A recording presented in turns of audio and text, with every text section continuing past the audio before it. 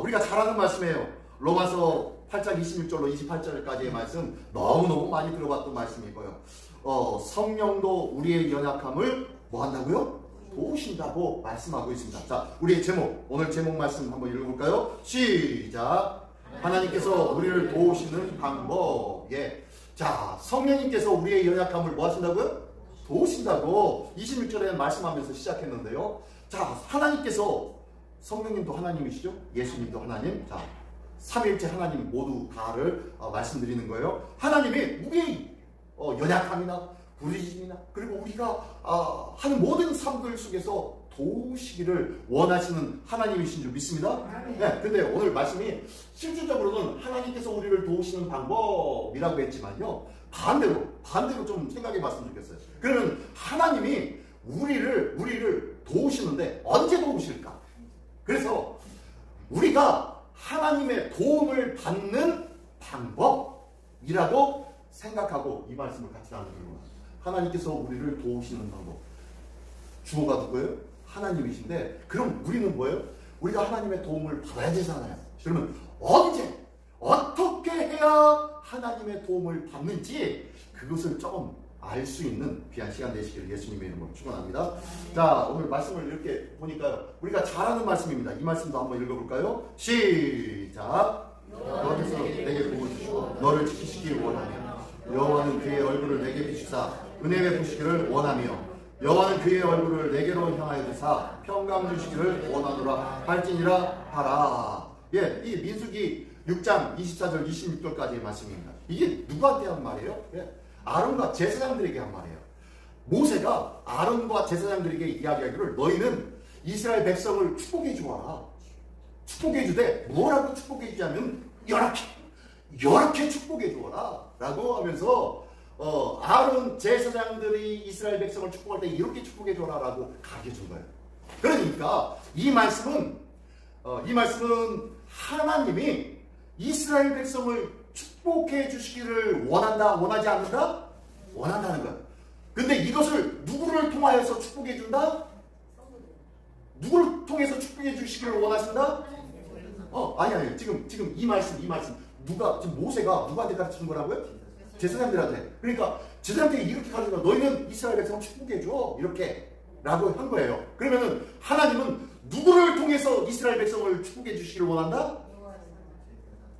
제사장들을 통하여서 이스라엘 백성을 축복해 주기를 원하시는 거예요. 아, 그렇구나. 그러면 우리가 축복을 받아야 될 줄 믿습니다. 네, 축복을 받아야 되는데 하나님으로부터 직접 받을 수도 있어요. 근데 하나님은 항상, 그리고 많이, 대부분 누군가를 통해서 흘려보내시기를 기뻐하시는 하나님이세요. 하나님께서 당신께서 직접 주시면 좋겠는데 그것보다는요, 특별히 또 다른 당신의 세운 특별한 어떤 사람을 통해서 흘려보내시기를 기뻐하시는 거예요. 왜 그럴까요? 만약에 하나님께서 직접적으로 축복해 주신다면은 제사장이 필요가 있습니까? 없습니까? 필요가 없는 거예요. 그러니 제사장을 세워서 제사장을 통해서 너희가 죄를 제사장에게 고백해라. 그러면 제사장이 너희를 대신해서 양을 잡고 소를 잡고 새를 잡아서 그 피로 하나님께 올려드려서 충고자의 일들을 이 제사장들이 감당해야 되는데, 내가 직접 너희를 축복해주면은 제사장 하찮게 여길 거 아니야. 그러니 내가 제사장을 통해서 너희에게 축복해줄게. 그러면 너희는 제사장에게 감사하겠지? 고맙겠지? 제사장이 존귀하게 여기겠지? 그러면서 너희의 죄를 온전히 그에게 고백하여라. 그래야 그에게 고백해야 이것이 바로 누구한테 고백하는 것이다? 나에게 고백하는 거야 라는 것을 이렇게 대리인을 통하여서 보여주시고, 그리고 그를 통하여서 하나님께서 일을 행하시는 거예요. 그래서 구약시대는 제사장이 있지만 신약시대에 예수님이 오시면서 누가 영원한 제사장이 되셨어요? 예수님께서 영원한 제사장이에요. 영원한 대제사장입니다. 근데요, 그 베드로는 우리를 향해서 너희는 왕 같은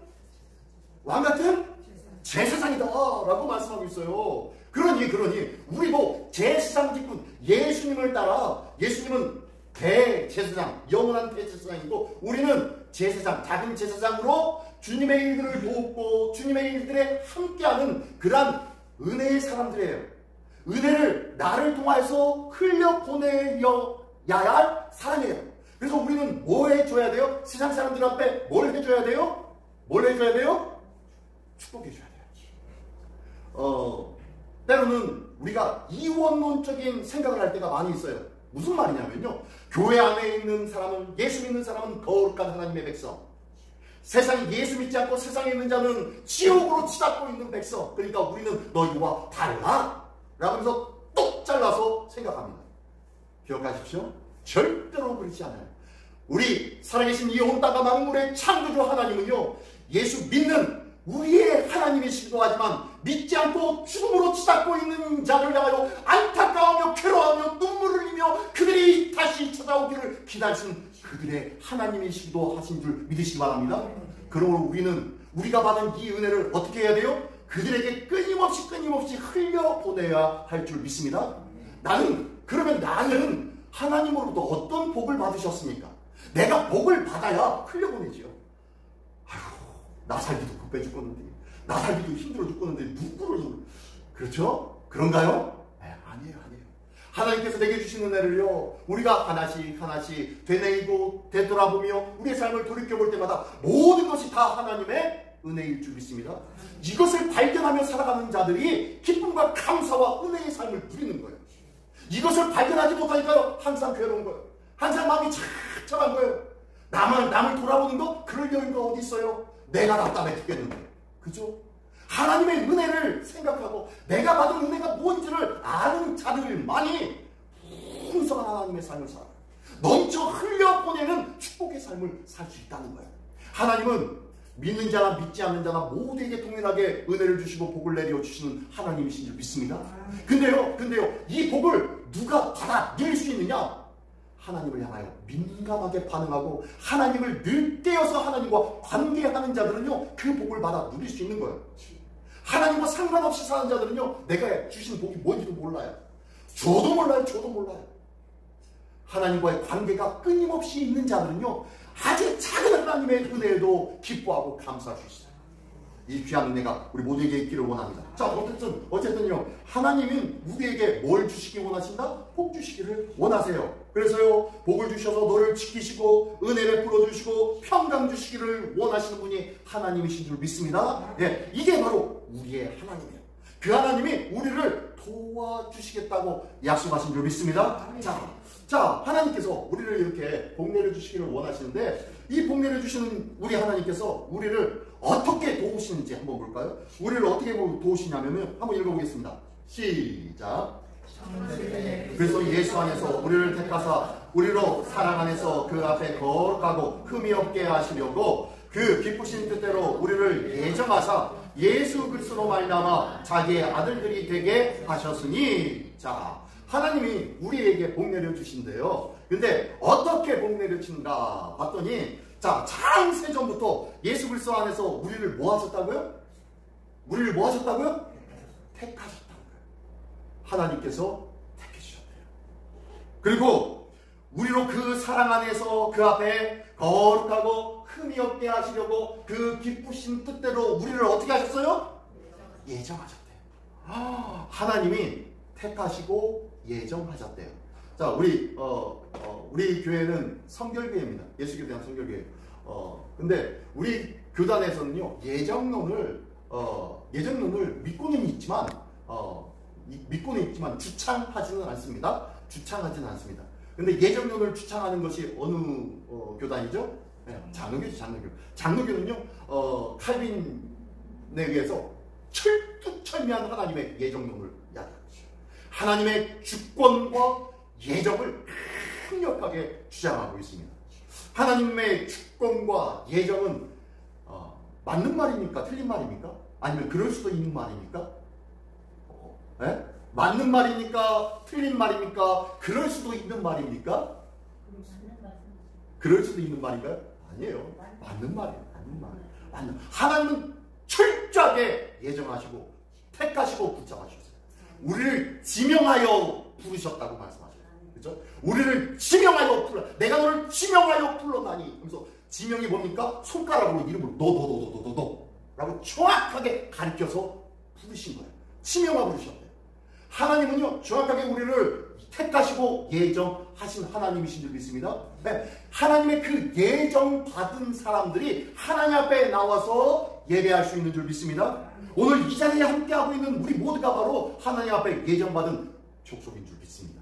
거룩한 하나님의 백성인 줄 믿습니다. 네, 그래요. 이 자리에서 예배드리는 자들이 하나님의 백성이. 근데요, 하나님께서 택하시고 예정하시는 그 이유가 뭐냐면요, 뭐 하려고? 그들을 어떻게 삼으려고요? 네, 당신의 아들들이, 자기의 아들들이 되게 하시려고 택하시고 예정하셨대요. 근데요, 그 전에 또 한 가지 주시는 은혜가 있어요. 보니까 택하사, 그 다음에 예정하사, 그 사이에 있는 말씀을 보니까 우리로 사랑 안에서 그 앞에 거룩하고 흠이 없게 하시려고. 우리를요, 거룩하고 흠이 없게 하시려고 우리를 택하시고 예정하셨다는 거죠. 우리를 왜 거룩하고 흠이 없게 만들까요? 우리를 왜 거룩하고 흠이 없게 만들까요? 네? 어떻게 하려고? 왜? 뭐 때문에요? 자녀 삼으려고요. 자녀 삼으려고. 하나님은 거룩하신 하나님이신 줄 믿습니다. 하나님은 거룩하시기 때문에 하나님과 함께할 사람은 함께해야 할 당신의 자녀들도 또한 뭐 해야 돼요? 거룩해야 돼요. 그러니까 거룩하고 흠이 없게 만들어서 당신의 자녀로 삼아주시는 거예요. 당신의 자녀 삼아주셨다는 것은 당신 옆에 철석 놓고 보시겠다는 거예요. 관계하시겠다는 거예요. 교제하시겠다는 거예요. 철저하게 함께하겠다는 거예요. 하나님은 거룩하지 않으면 하나님 앞에 설 수 없습니다. 거룩하지 못한 자는요 절대로 하나님 앞에 설 수도 볼 수도 없어요. 근데 우리가 거룩한가요 진짜? 거룩하지 못하지요. 거룩하지 못하니까 거룩하지 못한 우리를 무엇으로 싸셨어요? 무엇으로 싸셨어요? 예수 그리스도의 옷으로 뒤집어 씌웠어요. 그래서 예수 그리스도의 옷으로 우리를 입혀주셔서 그 옷을 통하여서 우리와 거룩한 관계를 하는 거예요. 제가 오늘은 이거 가운을 안 입었지만 다음 주는 추수감사절이니까 가운을 입을 거예요. 왜? 성찬 예배가 있으니까. 가운을 입을 거예요. 가운이 있는 이유가 뭡니까? 나를 가리는 거예요. 인간 장수노를 가리고 오직 주님 앞에서는 거룩한 이 성의 가운으로부터 하나님 앞에 거룩함으로 구별되어서 세워지는 것이 바로 가운의 모습이에요. 의미예요. 근데 이 예수 그리스도 옷 입었다라는 것이 바로 이 가운이에요.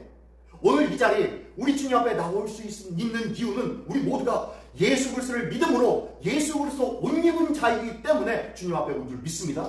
그렇기 때문에 우리는 하나님 앞에 설 수 있는 거예요. 자, 어쨌든 하나님께서 우리를 거룩하게 하시는 이유는 우리와 뭐 하려고? 관계하려고, 함께 하려고 하시는 거예요. 이렇게 관계하고 교제하고 함께함으로 인하여서 당신의 아들이 되게 하심으로 인하여서 끊임없이 하나님께서 당신의 것을 우리에게 뭐 하시려고요? 공급하시고 나누시고 함께 하시려고 하는 거예요. 그래서 우리를 거룩하게 하시는 건데, 우리가 거룩하게 되는 이 가운은 누구의 가운이라고요? 예수 그리스도의 가운. 예수 그리스도의 이름. 예수 그리스도의 이름으로 그 옷을 입는 거예요. 그래서 우리는 첫 번째 하나님의 도움을 받을 수 있는 것은요, 예수의 이름으로 나가는 거예요. 예수의 이름으로 기도하는 거예요. 예수의 이름으로 찬양하는 거예요. 예수의 이름으로 예배하는 거예요. 예수의 이름으로 우리의 삶을 살아가는 거예요. 예수의 이름으로 하루를 주님 앞에 맡기며 하루를 시작하는 거예요. 이게 바로 예수 그리스도의 크리스찬의 삶인 줄 믿습니다. 이게 바로 거룩한 삶이라는 거예요. 이게 바로 하나님이 도와주시겠다고 약속한 자의 삶이라는 거예요. 두 번째로는 한번 읽어보겠습니다. 시작. 내 영혼아, 네가 어찌하여 낙심하며 어찌하여 내 속에 불안해하는가? 너는 하나님께 소망을 두라. 그가 나타나 도우심으로 말미암아 내가 여전히 찬송하리라. 네가 어찌하여 불안해하느냐? 어찌하여 두려워하느냐? 왜 걱정하느냐? 왜 염려하느냐? 네가 불안해하는 것, 네 모든 것 다 떨쳐버리고 오직 노란 글씨, 뭐예요? 노란 글씨만 읽습니다. 시작. 하나님께 소망을 두라. 하나님께 소망을 두어라. 하나님께 소망을 두면 내가 나타나 너를 도우리라 라고 말씀하십니다. 그러므로 하나님께, 첫 번째는 예수 그리스도의 이름으로 살아가는 자를 도우시고, 두 번째는 하나님께 소망을 둔 자를 도우신다고 말씀하십니다. 소망 두는 자 되기를 원합니다. 근데 소망 두는 게 뭐예요? 소망 두는 게 제가 지난주 중에 전화를 받았어요. 뜻밖의 전화번호가 제 핸드폰에 떠 있어요. 그래가지고 이걸 받을까 말까 하다가 가끔가다 부동산에서 전화 오니까 부동산인 줄 알고 또 전화를 딱 받았죠. 그랬더니 아빠 저예요 라고 하면서 전화가 왔어요. 누굴까요? 예? 누굴까요? 작은 아들 아니에요. 큰아들이에요. 큰아들이 전화 왔어요. 야, 너 핸드폰 어디다 두고 왜 남의 폰으로 전화했냐? 라고 했더니 제 핸드폰이 정지가 됐어요. 그러는 거예요. 왜 정지가 돼? 요금 안 냈대요.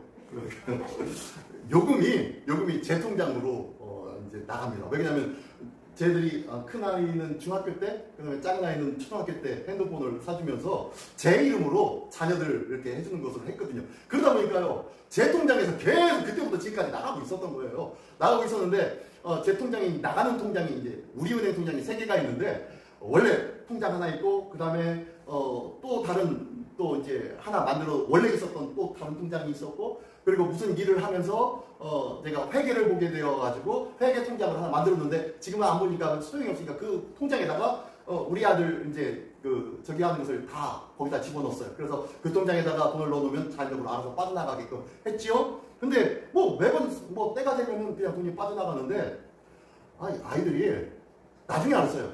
이 요금이 처음에 할 때는 만 얼마씩 나갔어요. 근데 이게 올라가기 시작하네요. 제가 거기다가 대충 어느 정도 금액이겠거니 하고 돈 넣는 것은 한계가 있었고 아이들이 쓰는 통화량은 계속 늘어나고 그러니까 금액이 자꾸 올라가니까 얘가 조금씩 덜 빠져나간 거예요. 그러다가 석 달이 밀려진 거예요. 그래가지고 석 달이 끊긴 거예요. 그래가지고 깜짝 놀라가지고 다시 전화해가지고 얼마가 부족해가지고 다시 집어넣었어요. 넣어가지고 끝냈네요. 참 세상에. 그동안 평상시에 전화통화 한마디 안 하던 녀석이 맨날 문자로만 하던 녀석이 갑자기 전화해가지고 아버지 하면서 전화를 하니 참 뭐 때문에 전화한 거예요? 딴 거 아니에요. 문제가 생기니까 전화한 거예요. 근데요 그러고 난 다음에 그 다음날 또 전화가 왔어요. 아들이 아니라 이번에는 둘째 아들한테 전화가 왔어요. 뜻밖의 전화죠. 군대에 가 있는데 어떻게 거기서 전화를 하는지 요즘 참 좋은 세상이에요. 군대에서도 핸드폰도 준다고 하니까. 근데 전화를 하는데 뭐 때문에 전화하냐면은 아버지 제가 전화를 하는데 여기서 핸드폰 스마트폰으로 인터넷을 하고 하다 보니까 이게 너무 통화량도 그렇고 데이터량도 그렇고 너무 작아서 이 요금제를 바꾸려고 하는데 이거를 자기가 못 바꾸는 거예요. 왜요? 제 통장으로 돼 있잖아요. 자기에게 문제가 생기니까 그전에는 저희 사모한테만 꼭 전화해가지고 사모를 통해가지고 내가 바꿔주면 전화해가지고 잘 있냐 기도할게 하고 다 끊었었는데 갑자기 저한테 전화 온 거예요. 참 세상에. 요번에도 똑같이 핸드폰 문제로 문제가 생기니까 전화가 오더라고요. 그렇구나. 하나님께서 우리 삶에 문제를 왜 주시는지를 다시 한번 확인했어요. 우리 삶에 문제 주시는 이유가 뭐예요? 하나님께서 나에게 문제를 주시는 이유가 뭐예요? 내게 좀 전화 좀 해. 내게 좀 기도 좀 해. 라고 우리를 이러시는 거예요. 아이들은 문제가 생기니까 아빠를 찾아요. 그 문제의 중심에 누가 해결자입니까? 아빠가 해결자입니다. 우리 삶도 똑같습니다. 우리 삶도 우리 삶의 모든 문제의 해결자는 누구세요? 하나님. 하나님이심으로 우리 삶에 문제가 있을 때마다 하나님 앞에 구해야 할 줄 믿습니다. 뿐만 아니라 우리 삶의 일상적으로 평상시에 하나님 앞에 구하며 살았다면요 이런 문제도 나타나지 않았었을 거예요. 근데요 문제가 있는 이유는 하나님이 좀 콜 좀 하라고 좀 나한테 좀 얘기 좀 하자고 하나님이 우리의 목소리를 듣고 싶어 하시는 줄 믿습니다. 우리의 기도를 기다리고 계신 줄 믿습니다. 그게 바로 하나님의 마음이에요. 그래서 지금 하나님께 소망을 두어라 라는 것은 모든 문제는 누구에게 있다? 하나님의 해결자이시다. 그러므로 하나님 이 문제 해결해 주십시오 하고 하나님 앞에 드리는 거예요. 하나님을 찾는 거예요. 이게 바로 소망을 하나님께 주는 거예요. 나의 모든 인생의 보람과 의미와 가치와 목적은 다 누구에게? 하나님께 있습니다 라고 하나님만 바라보는 것이에요. 이게 바로 소망을 두는 줄 믿습니다. 나의 삶에 문제가 있으니까 하나님 앞에 소망 두시길 바랍니다. 소망을 준 자에게 하나님께서는 도우시고 역사하시고 치유하시고 새롭게 하여 주시고 있습니다. 소망을 하나님께 둠으로 말미암아 하나님의 큰 능력의 주인공 되시기를 예수님의 이름으로 축원합니다. 예. 자, 그리고 난 다음에 자 이렇게 하나님 앞에 소망을 둔 자. 자, 세 번째는요. 한번 읽어보겠습니다. 시작. 그러므로 우리가 긍휼하심을 받고 때를 따라 돕는 은혜를 얻기 위하여 은혜의 보좌 앞에 담대히 나갈 것이니라. 예, 할렐루야. 자, 이제 도움을 받기 위해서 어디로 가라? 어디로 가라? 어디로 가라? 네, 세 번째 줄을 보니까 어디로 가라고? 예, 긍휼하심을 받고 은혜를 얻기 위해서 어디로 가라? 은혜의 보좌로 가래요. 은혜의 보좌. 은혜의 보좌를 가르쳐서 한자로 시은좌라고도 하고요. 시은소라고 합니다. 좌는 보좌 할 때 좌자고요. 소 하면 장소 할 때 소. 곧소. 예, 소예요. 시은소, 시은좌라고 했는데요. 시자가 무슨 시자냐면요. 베풀 시자예요. 편시. 그래서 은혜를 베푸는 곳. 시 바로 시은소, 시은좌, 은혜를 베푸는 좌, 보좌가 바로 시은좌입니다. 이 시은소, 시은좌가 하나님의 약속과 그리고 법계 속에 있습니다. 볼까요? 자, 이게 법계예요, 그죠? 보이시나요? 잘 안 보이시나요? 예, 해상도가 낮아서 그래요. 자, 어쨌든 이게 법계입니다. 법계에 시은소가 있어요. 시은소. 법계 어디가 시은소인 줄 아세요? 여기가 시은소입니다. 여기가. 지금 법계 뚜껑 위에 두 명의 뭐가 있어요? 천사죠, 천사. 그룹이라는 천사예요. 두 명의 천사가 두 날개를 펴고 맞대고 있습니다. 맞대고 고개는 어디를 쳐다봐요? 저 바닥을 쳐다봐요. 아래가 법계고요. 언약궤고요. 그 위에가 뚜껑입니다. 뚜껑 위에 그룹 두 명이 세워져 있고 그 두 명이 지금 여 아래에 있는 곳을 쳐다보고 있는 거예요. 밑바닥을 쳐다보고 있는 거예요. 그 밑바닥을 쳐다보는데 1년에 하면 대속죄일의 대제사장이 하나님의 보좌 안으로 들어가죠. 성소를 지나 지성소로 들어가죠. 지성소에 뭘 가지고 들어갑니까? 네, 피를 가지고 들어가요. 피를 가지고 들어가서 피를 어디에 붓습니까? 저 두 천사가 쳐다보고 있는 저 뚜껑, 언약궤의 뚜껑, 거기가 시은소, 시은좌라는 그곳에다가 피를 부어요. 피 흘림이 없은즉 뭐가 없다? 죄 사함이 없습니다. 그래서 피는 어떻게 해요? 생명을 의미하고 죄값은 뭐예요? 죄의 삭은 사함.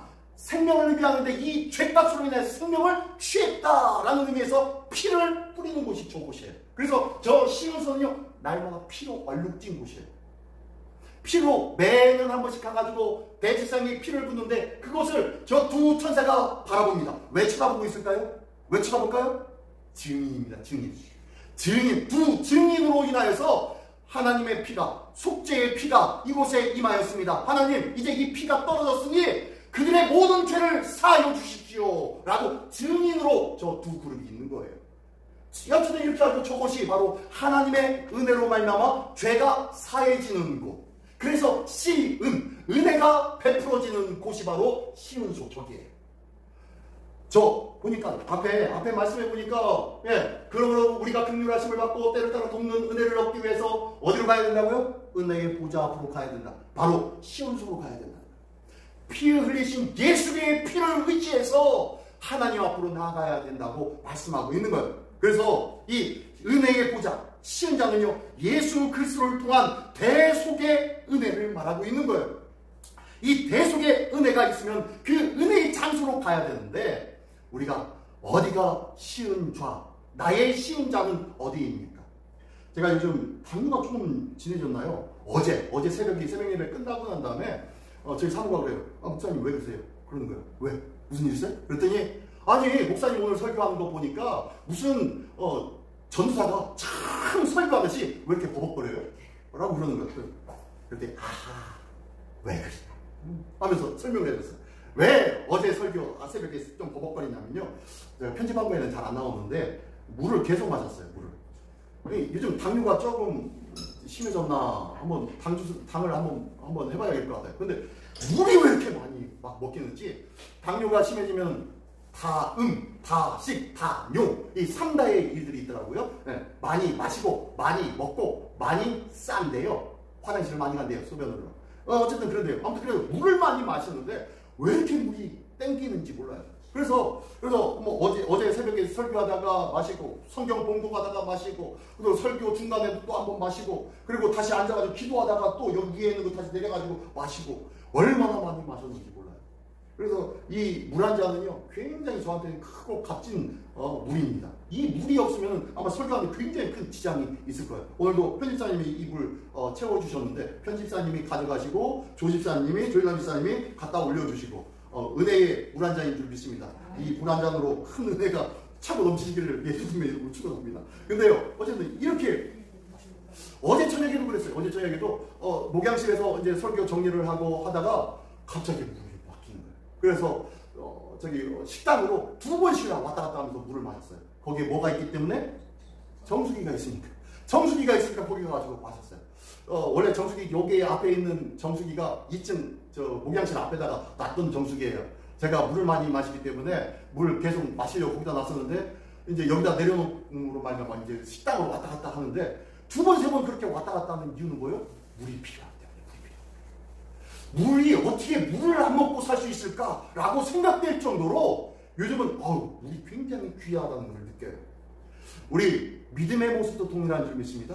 믿음의 모습도요, 이런 가람이 있어야 되는데, 이 가람으로 인하여서 끊임없이 목마른 사슴이 뭘 찾듯? 신의 물을 찾듯 갈급하며 뛰쳐다니며, 여기에 은혜의 생수가 있을까? 저기에 은혜의 신의 뼈가 있을까? 돌아다니며 하나님의 말씀을 찾기에 갈급한 삶이 우리 신앙인의 삶이 되어져야 된다고 말씀하는 것이 바로 목마른 사슴이 신의 물을 찾는 거예요. 우리의 신앙에도 이 목마름의 은혜가 있기를 원합니다. 목마름은요, 괴로움이 아니에요. 절망이 아니에요. 내 앞에 있는 어려움과 낭만과 좌절이 있으라고 주시는 것이 아니에요. 이 목마름을 통해서 더 큰 은혜를 받고 누리라는 하나님의 메시지인 줄 믿으시기 바랍니다. 우리에게는 어떠한 목마름이 있습니까? 그래서 이 목마름으로 얼마만큼 하나님을 찾고 하나님 앞에 서기를 원하십니까? 오늘 이 자리에 나와 있는 이 자리가 하나님의 은혜의 처소인 줄 믿습니다. 하나님의 은혜의 보좌의 보좌, 이 자리가 은혜의 보좌예요. 한 주간의 삶 속에서 나의 가정과 나의 기도의 자리가 은혜의 보좌일 수도 있어요. 나의 식탁의 자리에 잠깐 기도하는 20초, 30초밖에 안 되는 그 잠깐 기도하는 그 자리가 나의 은혜의 보좌일 수도 있어요. 내가 잠깐 손 붙잡고 운전하는 운전대가 아무도 없어서 그 안에서 소리치고 찬양하고 해도 아무도 바라볼 사람 없는 그 차 안이 나의 은혜의 처소일 수도 있습니다. 이 모든 것이 나의 은혜의 처소로 만들어서 그것을 나의 하나님을 바라보는, 하나님을 갈급해하는 그러한 처소로 바꾸시길 바랍니다. 그럴 때 하나님은 은혜 주실 줄 믿습니다. 그럴 때 하나님은 풍성케 하시는 은혜가 넘쳐나게 될 줄 믿습니다. 이러한 은혜의 보좌, 이 은혜의 보좌가 바로 예수 그리스도를 통한 구원이 선포된 자리이고, 구원을 얻은 자리이고, 구원을 누리며 감사 찬양할 수 있는 자리가 바로 이 은혜의 보좌인 줄 믿습니다. 이 크신 하나님의 계획하심을 따라 모든 것이 합력하여 선을 이루는 자리, 그 자리가 바로 은혜의 보좌예요. 나의 은혜의 보좌를 다시 한번 돌아오기를 원합니다. 일주일에 한 번 나오는 이 자리뿐만 아니라 나의 일상의 삶 속에서 은혜의 보좌는 어디인지 그 자리를 통하여서 하나님의 풍성케 하시는 은혜로 체험받는 우리 모두가 되시기를 예수님의 이름으로 축원합니다. 150년 전에 대서양을 중심으로요, 영국과 미국 그 사이에 선을 그었어요. 무슨 선이냐면 통신선을 그었어요. 대서양 밑에다가 통신선을 깐 거예요. 그때는 구리선을 깔았겠죠. 지금은 뭐 광섬유를 깔겠죠. 광섬유를 깔았는데 이 광섬유가 0.1mm에서 0.2mm 정도 되는데 거기서 5760 회선이 오고 간대요. 머리카락보다 더 작은 그 광섬유 선 하나에 5760개의 선이 오고 간다고, 회선이 있다고 그러는 거예요. 대단한 거죠. 근데 이 과거에는 구리선 아니에요. 구리선. 요만한 구리선을 대서양에다가 다 깔은 거예요. 근데 이 깔라고 하니까 뭐가 필요해요? 돈이 필요하죠. 돈. 사이러스 웨스트필드라는 사람이 이것을 깐 사람인데요. 이걸 깔기 위해서 여기저기 동분서주하면서 후원자를 모집했어요. 겨우겨우 모집해가지고 하나씩 이 대서양에다가 구리선을 깝니다. 구리선을 까는데 깐지 2년 만에 약 500km 정도 갔는데 500km 가니까 이 선이 어디서인지 단선이 돼버린 거예요. 그래가지고 그 선 자체를 못 쓰게 된 거예요. 어디서 끊었는지 몰라서. 그래가지고 다시요, 1년 후에 다시 일을 시작해요. 다시 착공을 합니다. 착공을 해가지고 쫙 해가지고 설치가 완공이 됐어요. 그러니까 아메리카 미국에서 영국까지 선이 이어진 거예요. 그래서 통화를 한 날 얼마나 큰 축제와 같은 파티가 있었는지 몰라요. 근데 이게 3주 만에 다시 단선이 되어버려요. 중간에 어디서 끊었는지 안다 모른다? 몰라요. 그러니까 어떻게 합니까? 이걸 다시 회복하고 복구를 해야 되는데, 설상가상 이 사람이 가지고 있었던 전신전화국, 이 전신전화국이 메인 전신전화국이 화재로 인해서 불타버려요. 가지고 있었던 돈 아무것도 없고 다 이런 것들 다 잃어버렸네요.